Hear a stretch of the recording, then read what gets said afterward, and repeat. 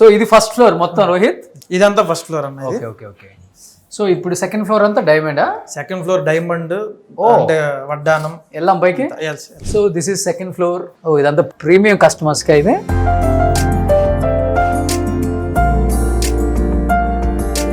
Models కూడా చూస్తే ఎంత బాగా డిజైన్ చేసి ఉన్నాయి. ఒక్కొక్క ప్రిన్సెస్ పెట్టుకుంటారు, రాణులు మహారాణులు పెట్టుకుంటారు, ఆ టైప్ లో ఉన్నాయి ఒక్కొక్కటి. ఇవన్నీ కూడా క్యాబిన్స్ అన్నమాట. కస్టమర్స్ వచ్చినప్పుడు వాళ్ళ ఫ్యామిలీస్ ఎవరైనా 7-8 మెంబర్స్ అట్లా వస్తే ఓకే. లోపల కూర్చొని వాళ్ళు డిస్కస్ చేసుకొని మనకి ఆర్నమెంట్ కూడా చాలా నీట్గా చూసుకోండి. 1-2 సార్లు డిస్కస్ చేసుకోవడానికి. అంటే అంత డబ్బులు పెడుతున్నారు కాబట్టి వాళ్ళకి మంచి మంచి క్యాబిన్స్ నీట్గా డైమండ్ సెట్.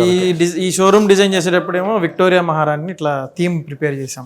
ఓకే. అంటే విక్టోరియన్ కలెక్షన్ అప్పుడు లాంచ్ చేసేటప్పుడు విక్టోరియా అనేది అసలు మామూలుగా ఎక్కడి నుంచి వచ్చిందంటే ఆవిడ పెట్టుకొని ఆవిడ అప్పట్లో ఆమెకి ఇష్టమైన క్రాఫ్ట్మెన్షిప్ అనమాట అది.